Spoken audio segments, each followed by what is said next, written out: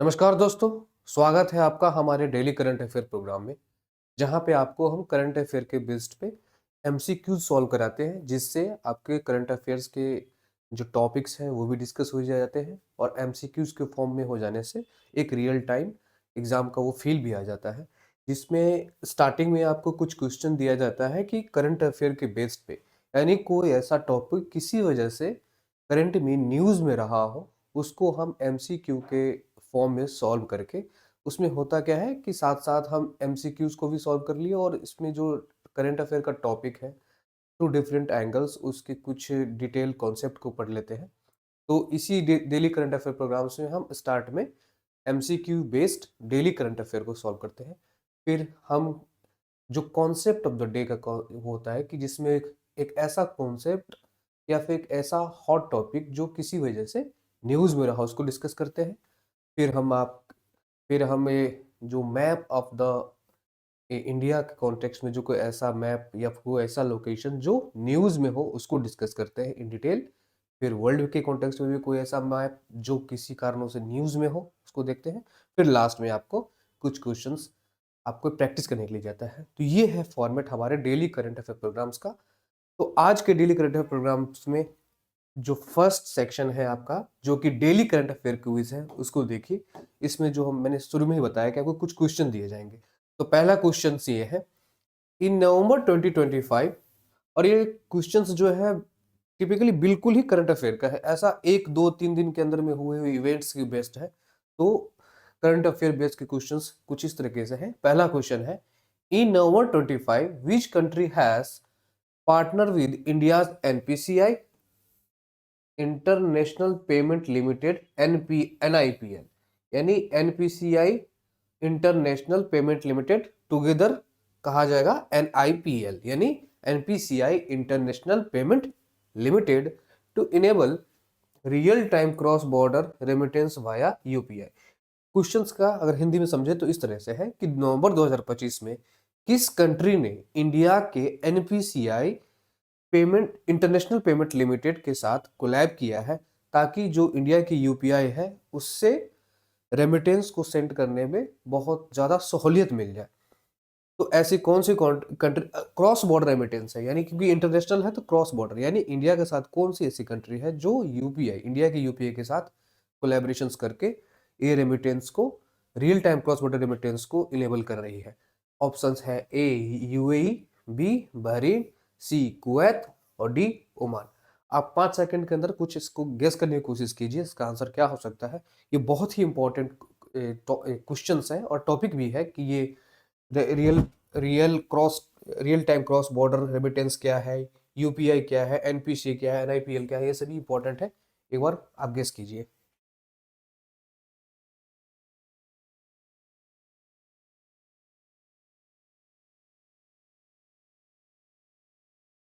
तो इसका आंसर क्या है? बहरीन, यानी बहरीन ने इंडिया के साथ, इंडिया के यूपीआई और बहरीन की बेनिफिट, जैसे अपना इंडिया में यूपीआई चलता है, वहां पे एक बेनिफिट है, बेनिफिट नहीं सॉरी, जो बहरीन इंडिया में जैसे ये एनपीसीआई है, यानी national payment corporation of India, उसी तरह से बहरीन में एक बेनिफिट भी है जो वहां की लोकल कॉर्पोरेशन इनिशिएटिव होगी। जैसे इंडिया में है national payment corporation of India, उसी तरह से बहरीन की बेनिफिट है जो NIPL, इंडिया के NIPL NNPCI international payment limited के साथ कोलैबोरेशंस करके यूपीआई, जो इंडिया का यूपीआई है, दोनों क्रॉस बॉर्डर, यानी इंडिया का यूपीआई और वहां का एक होता है EFTF, ऐसे एक कंपनी है, मतलब जो जैसे हमारी यूपीआई है इसी तरह से उनकी भी एक कंपनी है EFTS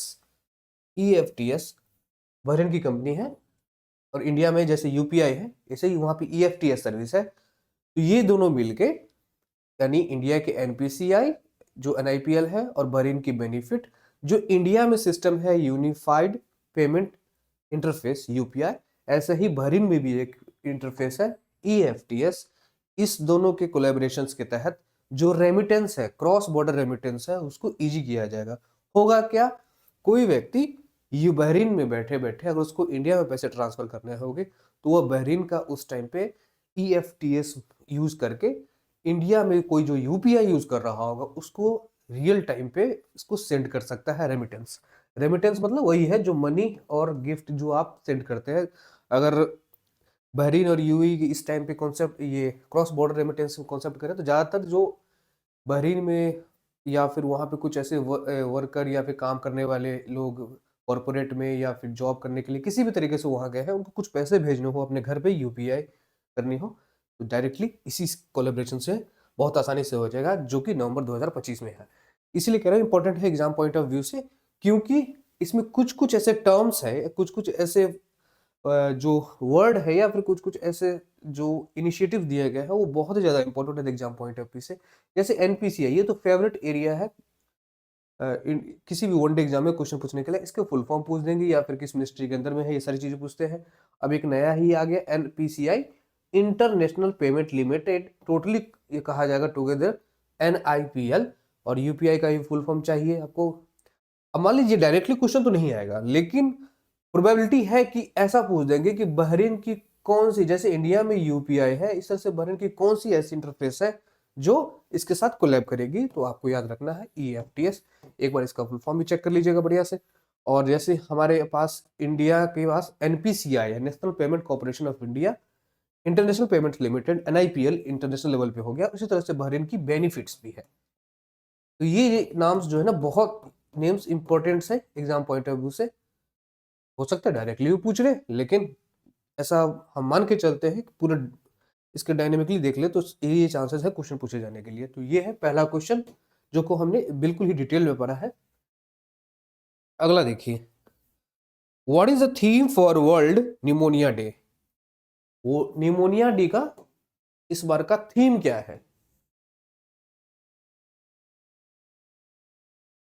आप एक बार गेस कीजिए क्या होगा, और एक बार डेट भी गेस कीजिए कि आखिर ये वर्ल्ड निमोनिया डे मनाया कब जाता है। क्योंकि अगर वर्ल्ड निमोनिया डे का थीम हमें पूछा जा रहा है तो ऑब्वियसली किसी दिन तो मनाया जाता होगा। एक बार गेस कीजिए, 5 सेकंड है आपके पास। मैं एक बार ऑप्शन दोहरा देता हूं। A adult health, B vaccinate to protect, C clean air for all, D child survival. तो इसका आंसर क्या है? चाइल्ड सर्वाइवल, यानी वर्ल्ड निमोनिया डे जो कि 12 नवंबर को मनाया जाता है, 12 नवंबर को। तो इस बार का थीम है world pneumonia day child survival. इसके पीछे रीजन ये है कि जो न्यूमोनिया की वजह से ना हर साल ये देखा जाता है कि बहुत सारे बच्चों की, मतलब ऐसे भी 0 से 5 साल या 4 साल के तक के बच्चों की डेथ ज्यादा देखने को मिलता है न्यूमोनिया की वजह से। एक्चुअली न्यूमोनिया में होता क्या है, जनरली बच्चे के जो कफ या वगैरह या फिर किसी तरह से इसके जो फैलने का तरीका होगा मतलब वो बैक्टीरियल भी हो सकता है, वायरल भी हो सकता है, या फंजाई भी हो सकता है, तीनों हो सकते हैं। लेकिन ध्यान रखिएगा कि जो वो ये वर्ल्ड निमोनिया डे का जो चाइल्ड सर्वाइवल का एक सबसे बड़ा रीजन इसका रखने का रीजन क्या है, क्योंकि ये देखा गया है कि चिल्ड्रंस में यह ज्यादा देखने को मिला है निमोनिया का इफेक्ट। इसके वजह से बहुत ज्यादा डेथ मिलने को, डेथ नोट ये किया गया है कि बहुत ज्यादा मृत्यु हो रही है इसकी वजह से। तो अगला क्या है, मेरी इसको समझ में आ गया वर्ल्ड निमोनिया डे। अगला क्वेश्चन देखिए, अगला क्वेश्चन है what is the storage capacity of India's first MWH scale vanadium redox flow battery installed at NTPC Netra greater Noida. यानी एनटीपीसी नेत्रा ग्रेटर नोएडा में एक दुनिया की सबसे पहली MWH scale vanadium redox flow battery लगाई है गई है। तो वह कितने स्टोरेज की है आपको ये बताना है। वो कितने स्टोरेज की है? पहला 1 MWH, दूसरा 2 MWH, सी 3 MWH, डी 5 मेगावाट। तो आप जल्दी से एक बार गेस कीजिएगा क्या है ये, और क्या डिमांड आंसर हो सकता है क्वेश्चन का।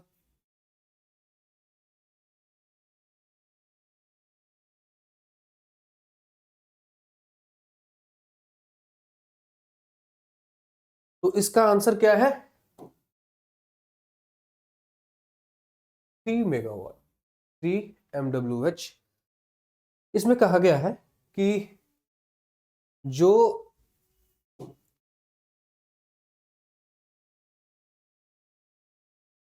एनटीपीसी नेत्रा पे जो वैंडियम रिडक्स फ्लो एक बैटरी इंस्टॉल किया गया है वह कितने कैपेसिटी की है, जिसका आंसर हमने बताया 3 MWH है। तो एनटीपीसी नेत्रा जो कि ग्रेटर नोएडा में है, वो पहली बार ऐसा हुआ है कि इंडिया की पहली MWH scale vanadium redox flow battery को इंस्टॉल किया गया है।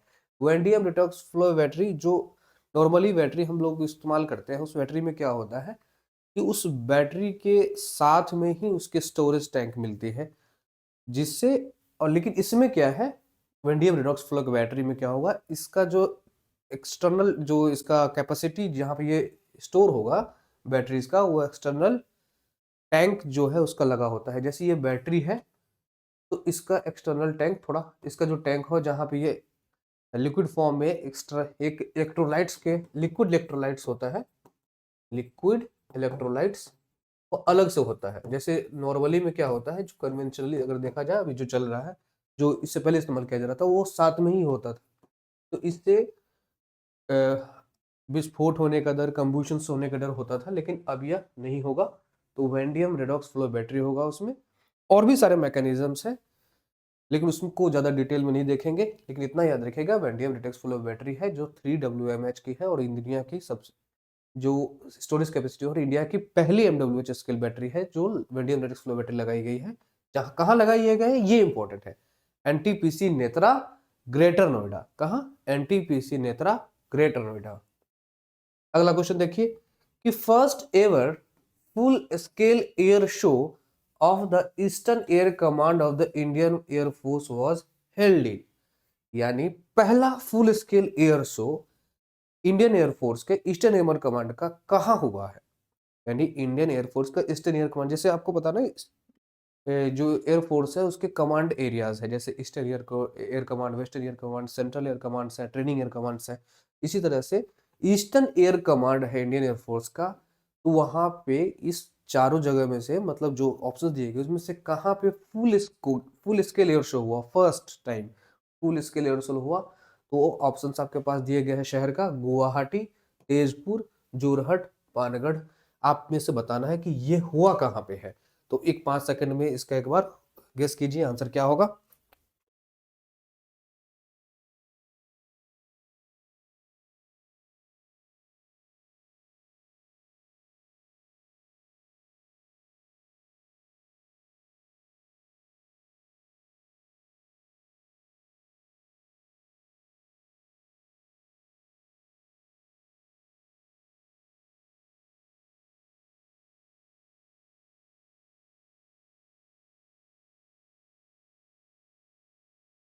तो इसका आंसर होगा ए, गुवाहाटी। यानी गुवाहाटी में पहली बार इंडियन एयरफोर्स की ईस्टर्न एयर कमांड ने इंडिया में पहली बार फुल स्केल एयर शो किया, first ever full scale air show किया। कहाँ? गुवाहाटी में। अगला देखिए, नहीं इसी क्वेश्चन पे एक बार यह ध्यान देखिए, ईस्टर्न एयर कमांड कहा गया। तो हमने कहा ना कि इसके बहुत सारे एयर कमांड्स हैं। तो ईस्टर्न एयर कमांड का जो हेडक्वार्टर है, ये बहुत इंपॉर्टेंट जो मैं बताने जा रहा हूँ, ये बहुत important exam point of view से। देखिए ईस्टर्न एयर कमांड का जो हेडक्वार्टर है कहाँ है? शिलोंग। कहाँ है? शिलोंग। ऐसे ही वेस्टर्न एयर कमांड का कहाँ है? ये तो आपको पता ही होगा, दिल्ली में ही है। यानी वेस्टर्न एयर कमांड कहाँ पे है? दिल्ली में ही है। और सेंट्रल एयर कमांड, लिखते रहिएगा, ये सब इंपॉर्टेंट चीज है। Central air command, central air command कहाँ है? इलाहाबाद, यानी प्रयागराज भी आप कह सकते हैं, इलाहाबाद या प्रयागराज। अगला है south western air command. South western, मैं ऐसे भी लिख दूं, आपको समझ में आना चाहिए। साउथ ईस्टर्न एयर कमांड कहाँ है? आप लोकेशन से एक बार जज कोशिश कीजिएगा, समझ जाएगा। साउथ वेस्टर्न एयर कमांड, यह गांधीनगर गुजरात में है। कहाँ है? गांधीनगर गुजरात। अगला देखिए, अगला है सदर्न एयर कमांड। यानी सदर्न एयर कमांड है तो बिल्कुल साउथ इंडिया में होगा। तो क्या होगा उसका? तिरुवनंतपुरम, केरला में। कहाँ है? तिरुवनंतपुरम। अगला है वेस्टर्न एयर कमांड हमने बता दिया, सेंट्रल एयर कमांड बता दिया, ट्रेनिंग कमांड है बेंगलोर में।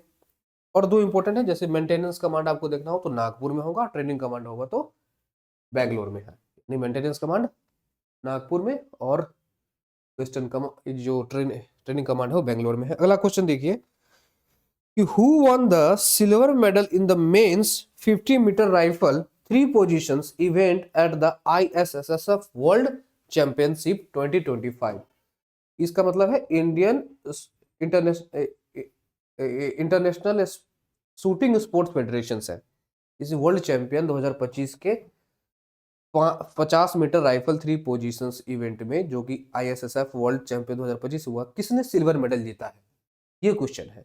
Mains 50 metre rifle 3 positions event at ISSF world champion 2025 में किस व्यक्ति ने जीता है सिल्वर मेडल।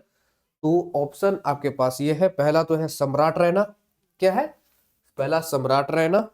फिर अगला क्वेश्चन ऊपर में देखिएगा राइट हैंड साइड में, नीरज कुमार, ऐश्वर्य प्रताप सिंह तोमर और D Liu Yukun. D Liu Yukun. आप इसका आंसर 5 सेकंड में इसका गेस कीजिए क्या होगा।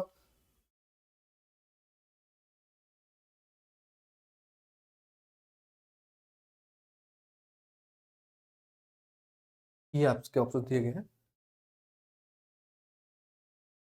तो इसका आंसर है ऐश्वर्य प्रताप सिंह तोमर, जिसने 50 मीटर 3 पोजीशंस के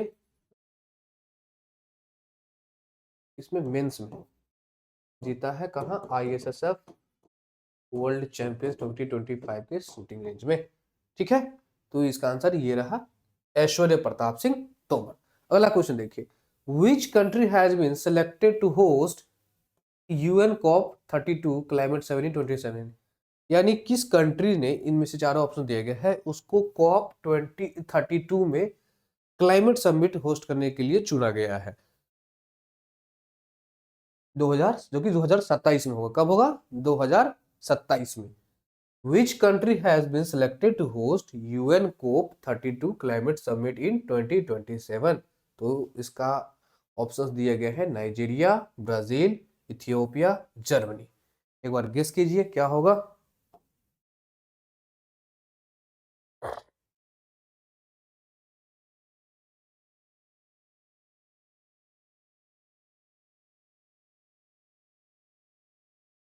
गेस कर लिया आपने? इसका आंसर है इथियोपिया। क्या है? इथियोपिया। यानी 2027 में जो यूनाइटेड नेशंस की COP32 होगी, क्लाइमेट समिट्स होगी, वह होगी इथियोपिया में। देखिए, COP30 जो है कहाँ होने वाला है आपको पता है? ब्राजील में। COP31 जो है अभी तक अनरिजॉल्व है, मतलब अभी तक कोई डिस्प्यूट ही चल रहा है कि आखिर करेगा कौन। तो इसमें 2 कंट्री अभी तक सबसे ज्यादा मतलब सामने आ रही है, और जिसके कंटेस्ट ज्यादा चांसेस है कि इन्हीं में से कोई एक चुने जाएंगे। तो उसमें है एक तो ऑस्ट्रेलिया, दूसरा है टर्की। तो अभी तक रिजॉल्व नहीं हुआ है, लेकिन 2027 के COP32 में यह डिसाइड हो गया है कि इथियोपिया ही उसको क्लाइमेट समिट करेगी वहां पे। अगला क्वेश्चन देखिए, who inaugurated the cyber Bharat Setu workshop in Tripura in November 2025। नवंबर 2025 में जो साइबर भारत सेतु है वर्कशॉप है त्रिपुरा में हुआ है, किसने इनॉग्रेट किया है? ऑप्शंस है श्री JK सिंह, डॉक्टर संजय बहल, श्री अनुराग और श्री S कृष्णन। इसका एक बार गेस कीजिए आंसर क्या होगा।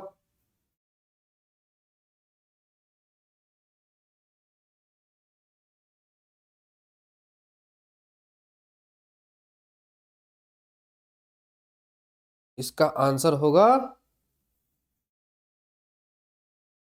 श्री S कृष्णन। यानी साइबर भारत सेतु को इनॉग्रेट श्री S कृष्णन ने किया त्रिपुरा में, जो कि जो S कृष्णन है वो सेक्रेटरी है इसके MEITY मेटी यानी ministry of electronics and technology के जो मिनिस्ट्री है उसके सेक्रेटरी है, जिन्होंने त्रिपुरा में साइबर सिक्योरिटी के रिलेटेड उससे साइबर सिक्योरिटी क्राइम्स, साइबर से रिलेटेड जितने भी क्राइम्स या फिर जितने भी थ्रेट्स आते हैं उससे बचने के लिए साइबर भारत सेतु बनाया है, ताकि उसको अच्छे से टैकल किया जा सके। तो श्री एस कृष्णन MeitY के यानी मेटी के सेक्रेटरी है, जिन्होंने ये किया है, इनोग्रेट किया है। अगला क्वेश्चन देखिए,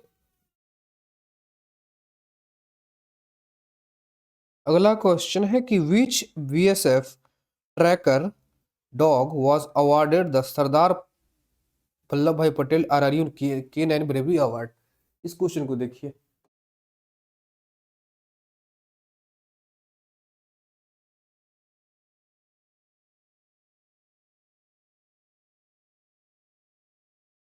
देखिए क्वेश्चन है which BSF tracker dog was awarded the Sardar Vallabh Bhai Patel RRU KN bravery award, यानी किस BSF ट्रैकर जो डॉग है उसको अवार्ड दिया गया सरदार Vallabh Bhai Patel RRU national bravery award 2025 में।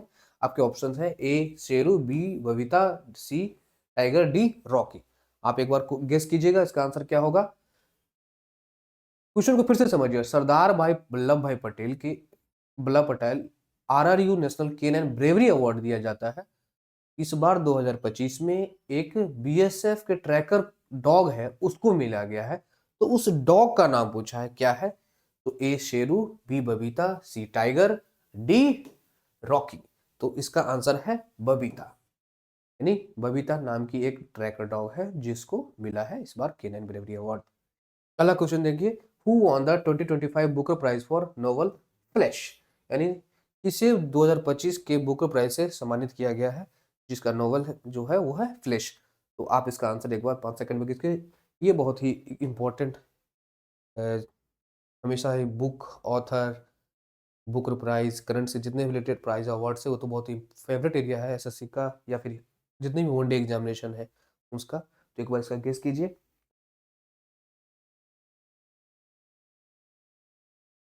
और गेस करने से ना बहुत बार आपको याद हो जाता है कि आपने ये सही गेस किया था और आंसर भी सही आया है, तो ऑब्वियसली ये हमेशा के लिए आपको याद हो जाएगा। तो इसका आंसर है नोवेल फ्लैश को जो लिखा है उस व्यक्ति ने, डेविड शिराले ने, उसी ही बुकर प्राइज पर दिया गया है। अगला क्वेश्चन देखिए कि which state secured the first rank among the best performing states in the जल संचय जन भागीदारी अवार्ड 2025, यानी जल संचय जन भागीदारी एक अवार्ड है, उसके तहत सबसे बेस्ट परफॉर्मिंग स्टेट किसे दिया गया है। तो 4 ऑप्शन दिए गए हैं, तेलंगाना, उत्तर प्रदेश, उत्तराखंड और त्रिपुरा। तो इसमें से कौन सा आंसर है आपका, एक बार सोचिए, गेस कीजिए। जन जल संचय जन भागीदारी अवार्ड 2025 किस स्टेट को मिला गया है, first rank for the best performing state in जल संचय जल भागीदारी GSJB अवार्ड। तो इसका आंसर है तेलंगाना, यानी तेलंगाना को GSJB जल शक्ति जल संचय के जल संचय जन भागीदारी अवार्ड मिला गया 2025 में। तो ये टोटल 10 क्वेश्चन आपको डिस्कस कराया गया है। आप इस क्वेश्चंस की बेसिस पे आप जो हमने इसको पूरा डिटेल्स में भी देखा, और क्यों करंट अफेयर में है, न्यूज़ में है, और ये आप जब देखेंगे ये बिल्कुल 1-2 दिन पहले के ही सारे न्यूज़ में है, करंट अफेयर का एक सब्जेक्ट रहा है, टॉपिक रहा है। तो हमने ये 10 क्वेश्चन देखे, इस 10 क्वेश्चन के बेसिस पे आप एक बार जो भी और कहीं से क्वेश्चंस आएंगे, आई होप उसको अच्छे से टैकल कर पाइएगा। ऐसा नहीं है कि डायरेक्ट क्वेश्चन जो मैंने कराया है वही क्वेश्चन आ जाएंगे आपके पेपर में, लेकिन ऐसा होता है बहुत बार कि जो करंट अफेयर से ही रिलेटेड आपके हिस्ट्री, पॉलिटी, ज्योग्राफी और इकोनॉमिक्स के ही उसी डायनेमिक्स से आ जाता है क्वेश्चन। तो करंट अफेयर बेसिस पढ़ने का ये भी एक अच्छा तरीका है। चलिए अब अगले सेक्शन पे चलते हैं, जो कि हमारा है आज टॉपिक ऑफ द डे। और टॉपिक ऑफ द डे में इस बार है बहुत ही interesting topic, Gorkhaland movement. Gorkhaland movement ये क्यों न्यूज में है, पहली बात तो ये भी जानना जरूरी है ना, कि हम कहें कि जो न्यूज में होगा वो टॉपिक या फिर ऐसा जो सेंसेशनल, जो कंट्रोवर्शियल टॉपिक होगा या फिर ऐसा कॉन्सेप्ट होगा जो न्यूज में होगा। तो आज का टॉपिक जो न्यूज में है वो है गोरखालैंड, गोरखालैंड मूवमेंट। गोरखालैंड मूवमेंट में देखिए कौन से क्यों न्यूज में है? यूनियन गवर्नमेंट ने अभी हाल फिलहाल में एक फॉर्मर डेप्यूटी एनएसए को अपॉइंट किया था ताकि आप एक इंटरलोक्यूटर, इंटरलोक्यूटर मतलब होता है जो कन्वर्सेशन को या मॉडरेट मीडिएट करता है। किस और इंटरलोक्यूट किसके साथ करना है? Darjeeling hill leaders on Gorkhaland statehood demand, यानी गोरखालैंड के लेकर दार्जिलिंग स्टेट हिल लीडर्स जो है, दार्जिलिंग हिल लीडर्स है, वो उनके साथ बैठकर डिस्कशन कर सके और उनकी जो डिमांड है कि हमारे पास गोरखालैंड स्टेटहुड चाहिए, यानी गोरखालैंड अलग से एक राज्य बने, और भी सारे बहुत सारे डिमांड्स है जो आगे हम देखेंगे भी, तो उसकी डिमांड के साथ बात कर सके। और एक और डिमांड ये भी है कि जो 11 गोरखा सब ट्राइब्स है उसको एसटी लिस्ट में नाम देना है, गोरखा ट्राइब्स को एसटी लिस्ट में नाम देना है। अब एक बार देख लेते हैं कि आखिर ये गोरखा जो डिमांड कर रहे हैं स्टेट, अलग स्टेटहुड का, तो वो है क्या, उसकी ओरिजिन क्या है और शुरुआती तौर पे इनकी एजिटेशंस क्या थी। देखिए, पहले इसके एक बार हम लोकेशन चेक कर लें, तो आपको ये जो गोरखा लैंड की बात कर रहे हैं, यह दरअसल जो बंगाल का, जो बंगाल थोड़ा उसका जो मैप आप देखेंगे तो बहुत ही एक अलग तरह से बना है, अलग नक्शा है।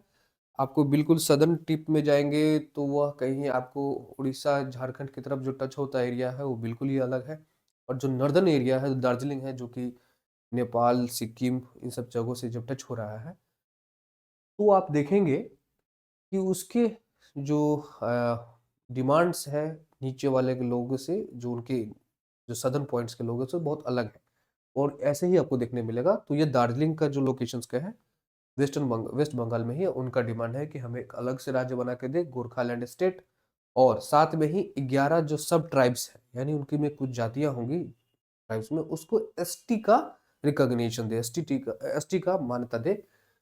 तो ये इसका डिमांड स्टार्ट कहाँ से होता है? 1980 में जो दो इंपॉर्टेंट लीडर थे उस टाइम पे, एक इंपॉर्टेंट लीडर थे सुभाष घिसिंग, और एक फ्रंट था जिसका नाम था गोरखा नेशनल लिबरेशन फ्रंट। इनकी बहुत बड़ी डिमांड थी कि सेपरेट स्टेट हमें दे दिया जाए, गोरखा लैंड, यानी हमें वेस्टर्न बंगाल का पार्ट नहीं रहना है, हमें अलग रहना है। इनकी डिमांड यह थी, और इसी जो मोमेंट है या और भी ताजा तेजी से मतलब डिमांड बढ़ जाता है इसका, क्योंकि इनकी जो कल्चरल आइडेंटिटी है ना वेस्टर्न बंगाल से थोड़ा सा बिल्कुल ही अलग मिलेगा आपको, तो ऑब्वियसली उनको ऐसा लगता है कि हाँ ये सब चीजें उनके साथ थोड़ा अलग होना चाहिए, ये सब उनकी डिमांड वाकई में हो जाता है। तो उनका यह बहुत बड़ा डिमांड था कि जो हमारी कल्चरल आइडेंटिटी है और एडमिनिस्ट्रेटिव ग्रीवियंसेस, मतलब आपको, यानी भारत सरकार को भी कहा कि आपको लोग जो अपना प्रशासन को संभालने के लिए भी बहुत आसानी हो जाएगी। तो इसी की वजह से बहुत ज़्यादा स्ट्राइक्स और प्रोटेस्ट उस टाइम पे देखा गया 1980s के टाइम पे। शुरुआती में एथनिक एस्पिरेशंस की, मतलब अपने कल्चरल आइडेंटिटी की वजह से लेकर अपने इच्छाओं को, जो अपनी ट्राइबल्स एस्टेब्लिशमेंट है उनके अलग से होने के लिए बहुत सारे क्लैशेस भी हुए। 2017 में इसका बहुत बड़ा रिसर्जेंस देखा मिला कि गोरखा जन मुक्ति मोर्चा, इसने बहुत बड़ा इमोल्ड किया, एक रिवोल्ट किया उस टाइम पे, और 104 दिन का स्ट्राइक हुआ, और इससे बहुत ज्यादा सिविल डिस्टर्बेंस भी हुए, और लोकल गवर्नेंस इसमें ज्यादा हो गया, पॉलिटिकल रिकॉग्निशन भी मिला वेस्ट बंगाल में। ये बहुत ज्यादा उस टाइम पे 2007 2017 के टाइम पे इसका डिमांड बहुत, और ये बहुत ज्यादा करंट में ये हो गया था कि जो उनकी डिमांड थी गोरखालैंड, ये बहुत हॉट टॉपिक हो गया था पूरे इंडिया के कॉन्टेक्स्ट में। और इंस्टीट्यूशनल डिमांड देखें कि इंस्टीट्यूशनल अटेम्प्ट देखें, यानी कोई भी अगर कोई सा डिमांड कर रहा है कि स्टेटहुड का या फिर किसी भी तरह की उनकी डिमांड है, तो सबसे पहले एक बार वो अपना एक संगठन बनाते हैं। उनकी संगठन के इतिहास को अगर एक बार देखें तो उनके इतिहास में 1988 में वो देखेंगे कि दार्जिलिंग कमिटी एक बनाते हैं ये लोग, दार्जिलिंग गोरखा हिल काउंसिल बनाते हैं, Darjeeling Gorkha hill council DGHC बनाते हैं, through a tripartite agreement with the centre West Bengal और GNLP to provide limited autonomy. यानी एक ट्रिपराइट एग्रीमेंट हुआ था किस किस के बीच? केंद्र सरकार, वेस्ट बंगाल की सरकार, और GNLP यानी गोरखा नेशनल लिबरल फ्रंट, जो उस टाइम पे सुभाष घिसिंग जी थे। इन लोगों ने मिलकर एक एग्रीमेंट बनाया कि गोरखा हिल काउंसिल्स बनाए जाएंगे, और भी सारी इसमें बातें थी। 2011 में फिर क्या हुआ, उन्होंने गोरखालैंड टेरिटोरियल एडमिनिस्ट्रेशन जीटीए बनाया और डीजीएचसी को हटा दिया। और इनका ये काम था कि एडमिनिस्ट्रेटिव ऑटोनॉमी चाहिए, यानी एडमिनिस्ट्रेटिव मतलब इनके जो प्रशासनिक काम है उनमें सदा चाहते थे कि वहां पे वो उनके लोकल करें, उसमें सरकार का दबाव ना हो और रीजनल डेवलपमेंट पर ज्यादा ध्यान दिया सके। और ये बहुत ज्यादा ये जो इंस्टीट्यूट थे उसको क्रिटिसाइज किया गया क्योंकि यहाँ पर लिमिटेड अथॉरिटी थी और गवर्नेंस उतना इफेक्टिव नहीं था वहां पे। फिर जो कॉन्स्टिट्यूट अगर ये सब चीजों को लेकर कुछ चेंज लाया जाता है तो हमारे संविधान में कुछ कुछ ऐसे जिक्र है कि अगर चेंज लाना होगा तो कैसे होगा। जैसे आर्टिकल 3 कॉन्स्टिट्यूशन देखे तो पार्लियामेंट के पास पावर है कि नए स्टेट को बनाया जा सके या फिर स्टेट के बाउंड्री को अल्टर करना हो, और स्टेट का ओपिनियन मांगा भी जा सकता है, बहुत बार नहीं भी मांगा जा सकता है। और ये गोरखालैंड का जो ये डिमांड कर रहे हैं सेंट्रल स्टेट रिलेशंस का, इससे एथनिक आइडेंटिटी पोजीशंस और भी तरह के कॉन्स्टिट्यूशनल डायलेमा क्रिएट होगा उस टाइम पे अगर ये इनके डिमांड्स को अगर मान लिया जाएगा तो। और ये फेडरल यूनिटी अगर ऐसा मान लीजिए होता भी है तो ये सिर्फ अगर वेस्ट बंगाल की दार्जिलिंग एरिया की बात नहीं है, ऐसे बहुत सारे एरियाज है, ऐसे बहुत सारे इंस्टीट्यूट्स है, ऐसे बहुत सारे आपको फ्रंट्स मिल जाएंगे खासकर नॉर्थ ईस्ट में भी जो अपने आप को अलग से इंस्टीट्यूट मांग करने की डिमांड करती है। बहुत सारे ऐसे स्टेट्स है जो बहुत सारे ऐसे रीजन है, जगह है जो स्टेट के अंदर ही कहते हैं कि हमें एक अलग स्टेट चाहिए। बहुत सारे डिमांड्स हैं, सरकार हर एक डिमांड को नहीं मान सकती है। और इनकी डिमांड अगर देखें तो क्या क्या है, सेपरेट स्टेट चाहते हैं और डिस्टिंक्ट यूनिटी में बांटना चाहते हैं दार्जिलिंग, तराई और डोडा रीजन्स में। शेड्यूल ट्राइब का स्टेटस मांग रहे हैं। इनके जो 11 सब ट्राइब्स है जब जो जिसमें राय, लिम्बू, गुरुंग, तमांग और भी सारे हैं, ये सब चाहते हैं कि एसटी रिकॉग्निशन हमको मिले ताकि रिजर्वेशन मिल सके, बेनिफिट मिल सके एजुकेशन में और गवर्नमेंट एम्प्लॉयमेंट में। और भी बहुत सारे हैं, देखिए एसटी इंक्लूजन अभी भी पेंडिंग चल रहा है, कम्युनिटी फ्रस्ट्रेशन, पॉलिटिकल है। और एक और सबसे बड़ा रीजन कंसर्न आता है कि इनके डिमांड में एक बहुत बड़ा कंसर्न ये आता है कि अग्निपथ स्केप जो स्कीम आया था जिसमें कहा गया था कि अब 4 साल के लिए ही नए नए लोगों जो आर्मी में, जो इंडियन आर्म फोर्सेज, जो डिफेंस फोर्सेज है उसमें जो बहाली होगी वो सिर्फ 4 साल के लिए होगा। फिर उसमें से 25% को ही परमानेंट रखा जाएगा फॉर ट्रेनिंग रिक्रूटमेंट जो प्रॉपर होगा, यानी वो कंटिन्यू कर सकेंगे, सर्विंग कर सकते हैं इंडियन आर्मी, एयरफोर्स, नेवी में। बाकी सभी को, ये सिपाही रैंक में बात कर रहा हूँ, अगर बाकी जितने भी 75% है उनको उन 4 साल के कुछ रेम्यूनरेशन दिए जाएंगे, सरकार भी कुछ पैसे देंगी ताकि वो फिर से अपना लाइफ स्टार्ट कर जाए, इस तरह का बात है। तो फिर हुआ क्या था, जो अग्निपथ स्कीम की वजह से जो नेपाली ओरिजिन के गोरखा थे उनका जो इंडियन आर्मी में फोर्स पर जो उनका एंथुसियाज्म होता है कि इंडियन आर्मी में उनको जाना ही जाना, तो अब वो टेम्पररी बेस्ड पे है तो उनको डर लगा रहता है कि इससे उनको जो एम्प्लॉयमेंट मिलता था वो भी नहीं होगा और इससे सिक्योरिटी लैप्स भी ज़्यादा मिल जाता है। इंडिया के कॉन्टेक्स्ट में जो कंसर्न है जाता है सिक्योरिटी लैप्स में, क्योंकि उसी टाइम पे चाइना के ही लोगों, चाइना के आर्मी ने कह दिया था कि हम इस एग्रीमेंट मतलब जो गोरखालैंड्स के जो एरियाज हैं नॉर्थ ईस्ट में, जो ये लोग गोरखास वगैरह उनको हम रिक्रूट कर लेंगे, तो इंडिया के लिए कंसर्न हो जाता है ये। तो ये है दार्जिलिंग से रिलेटेड, दार्जिलिंग के पास के गोरखालैंड के डिमांड को लेकर आज टॉपिक ऑफ द डे में था। अगला देखिए जो कि है map of the day Bharat के कॉन्टेक्स्ट में। आज map of the day Bharat के कॉन्टेक्स्ट में है एक जैसमांड लेक जिसको हम देवार लेक से भी नाम से जाना देते हैं, और ये इंडिया की second largest artificial fresh water lake है। तो पहला कौन सा है, अगर ये सेकेंड लार्जेस्ट आर्टिफिशियल लेक है तो पहला कौन सा है, तो पहला है जीबी पंत सागर जो कि यूपी में है, ठीक है। और ये कहाँ डिस्ट्रिक्ट, ये कहाँ लोकेटेड है, सालोमबेर डिस्ट्रिक्ट राजस्थान में, 87 किलोमीटर स्क्वायर का एरिया है। और ये 17th सेंचुरी महाराजा जय सिंह ऑफ उदयपुर द्वारा बनाया गया था। आर्टिफिशियल है ना, तो ये किसी द्वारा बनाया गया, अपने आप नहीं हुआ है, तो ये बनाया गया था। ये मार्बल डैम के इसमें बनाया गया था प्रॉपर स्टाइल से, ताकि गोमती रिवर और नामला जो तखाना रिवर है उसको उसके पानी को इकट्ठा कर से बनाया जा सके। और ये लार्जेस्ट आर्टिफिशियल लेक पूरे वर्ल्ड में थी जब तक यह आसवान डैम इजिप्ट में नहीं बना था। 1902 से पहले यह सबसे वर्ल्ड की सबसे बड़ी थी। और जो देवार डैम है यह 366 मीटर लॉन्ग, 35 मीटर हाई और 21 मीटर वाइड है। सोचिए कितना बड़ा है, आप अंदाजा लगाने की कोशिश कीजिए इसके हिसाब से। और इसमें जो हवा महल पैलेस एक जगह है, उसका ना ये विंटर पैलेस बन जाता था, विंटर कैपिटल बन जाता था महाराणाज ऑफ मेवाड़ के उस टाइम में। यानी महाराणाज ऑफ मेवाड़, जो मेवाड़ के जो महाराणा होते थे उस टाइम पे, उनका ना ये हवा महल पैलेस जो है वहां पे वो विंटर कैपिटल बन जाता था इस डैम के पास।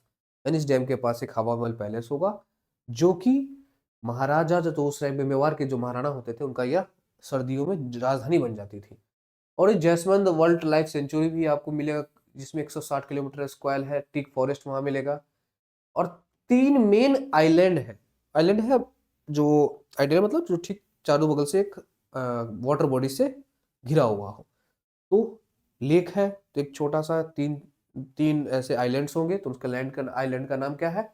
बाबा का मगरा, बाबा का मगरा सेकंड और पियारी, जो कि भीला मीन ट्राइब से इनहेबिटेड है। मतलब भील मीना ट्राइब जो है वहां पे रह रही है। कौन कौन से है? बाबा का मागरा, बाबा का मागरा टू और पियारी। और मार्बल छतरी जो सिनाटॉप्स होते हैं और शिवा टेम्पल, और यहाँ पे भी इस डैम के पास आपको मिलेगा। जो नॉर्दर्न एंड है वो पैलेस है, कोर्टयार्ड भी, आंगन भी मिलेगा। और सदर्न एंड है वो 12 पिलर्ड पवेलियन है वहां पे। वो मैं लेक पूरे डैम का ही बात कर रहा हूँ। 14 किलोमीटर ब्रेड्थ मिलेगा। लेक का डायमेंशन के बारे में 31 मीटर डेप्थ है और 48 किलोमीटर सरकमफ्रेंस है। मार्बल स्टेयरकेस मिलेंगे आपको। उदयपुर की जो रानियां थी, ये इस टाइम पे समर पैलेसेस जो वहां पे लोकेटेड है वहीं पे आके अपना गर्मियों में आके बैठती थी। अपना जो एंजॉयमेंट का, रिक्रिएशन के लिए जो जो चीज होता होगा वहीं करते रहे होंगे। महाराजा जय सिंह ने इस लेक फाउंडेशन सेरेमनी को मनाया था कैसे? तालोदान और चैरिटी बाय गोल्ड डिस्ट्रीब्यूशन। तालोदान करके, तुलादान करके और गोल्ड का दान करके भी कर सकते किया था उन्होंने। और टूरिस्ट एक्सेस है कहाँ से? स्टेट हाईवे आपको उदयपुर से बंसवाड़ा पे मिलेगा। और हाल फिलहाल में कुछ ऐसे कंसर्न है जो मतलब एक मैटर ऑफ कंसर्न हो जाता है। क्या है कि जो लेक है ना वो सूखा पड़ रहा है वहां पे, और इकोसिस्टम और बायोडाइवर्सिटी भी थोड़ा वहां पे इफेक्ट हो रहा है। हिस्टोरिकल फैक्ट देख लीजिए जसमांडा लेक के बारे में। ये है कि जय सिंह ने इसका नाम जैसामंड रखा था, जिसका मतलब होता है ओशियन ऑफ विक्ट्री। यानी अपने नाम पे ही रख लिया था, ओशियन ऑफ विक्ट्री। जय सिंह के नाम पे जैसामंड मतलब ओशियन ऑफ विक्ट्री। चलिए अगला देखिए क्या है।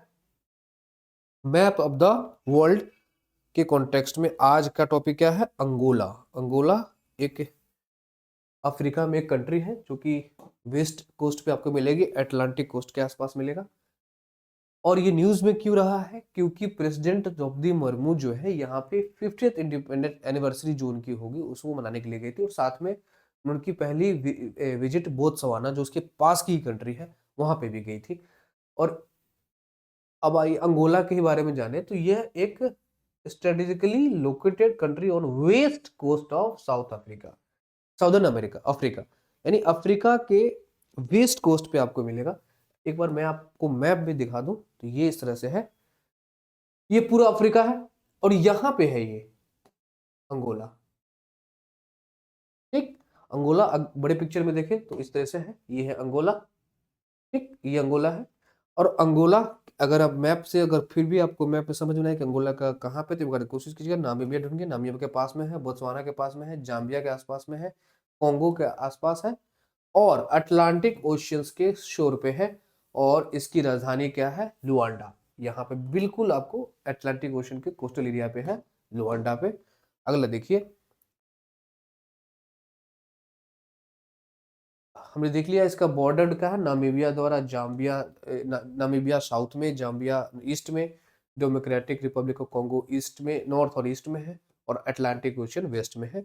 और exclusive Cabinda separated from the main territory of the DR Congo. यानी एक्सप्लेटिंग जो कनाडा है वहां से वो सेपरेटेड है। ठीक है, अगला कैपिटल सिटी हमने देख लिया क्या है? लुआंडा, जो कि अटलांटिक कोस्ट पे है। टोटल एरिया इतना स्क्वायर किलोमीटर है, 1,02,46,700 किलोमीटर दूर पे है। Atlantic coast line approximate 1650 kilometre है। कोस्टल लोलैंड्स आपको वहां मिलेगा ईस्ट टेरेन में।